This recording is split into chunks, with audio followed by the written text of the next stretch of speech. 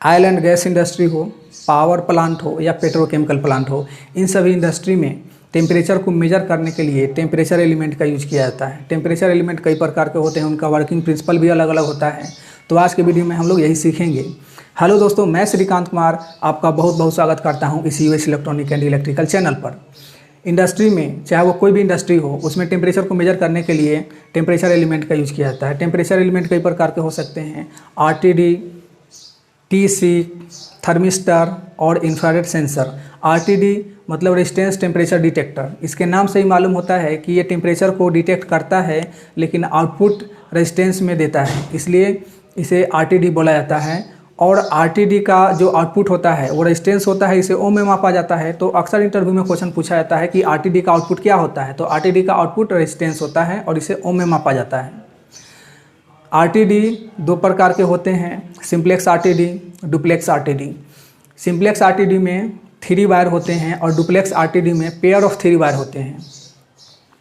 RTD अगर wire connection lead के हिसाब से देखते हैं तो 3 प्रकार के होते हैं, जैसे 3 वायर आरटीडी, 4 वायर आरटीडी और 6 वायर आरटीडी।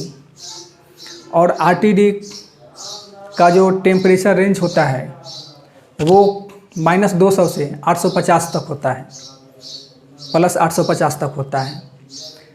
सबसे ज़्यादा यूज होने वाला आरटीडी PT100 है, मतलब कि वो 0 डिग्री सेल्सियस पर 100 ओम्स आउटपुट देता है।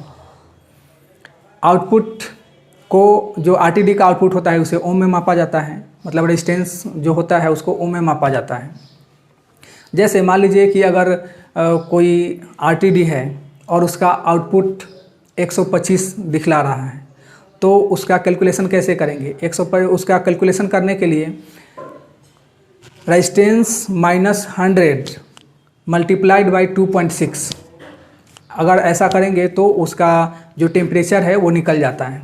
जैसे मान लीजिए अगर कोई टेम्परेचर एलिमेंट है, आरटीडी है, और वो 125 शो कर रहा है, तो 125 - 100 25 आएगा। उसमें 25 में 2.6 से अगर मल्टीप्लाई करेंगे, गुना करेंगे, तो जो आउटपुट जो रिक्वायर्ड वैल्यू आएगा वो टेम्परेचर शो करेगा कि इस आरटीडी में इतना टेम्परेचर शो कर रहा है। अब दूसरा जो एलिमेंट होता है जो टेम्परेचर मेजरमेंट करने के लिए, उसे बोलते हैं थर्मोकपल। थर्मोकपल 2 वायर में आते हैं, मतलब जो थर्मोकपल में जो वायर होते हैं वो 2 होते हैं, 1 पेयर ऑफ वायर होता है। सिंप्लेक्स आरटीडी में 1 पेयर ऑफ वायर होता है, डुप्लेक्स आरटीडी में 2 पेयर ऑफ वायर होता है, मतलब उसमें 4 वायर होते हैं डिफरेंट कलर के। जो थर्मोकपल होता है वो टेम्परेचर को मेजर करता है और मिली वोल्ट में आउटपुट देता है। तो इंटरव्यू में अक्सर क्वेश्चन पूछा जाता है कि थर्मोकपल का आउटपुट क्या होता है, तो मिली वोल्ट होता है। थर्मोकपल सीबेक इफेक्ट पर काम करता है। थर्मोकपल भी 2 प्रकार का होता है, सिंप्लेक्स थर्मोकपल या डुप्लेक्स थर्मोकपल।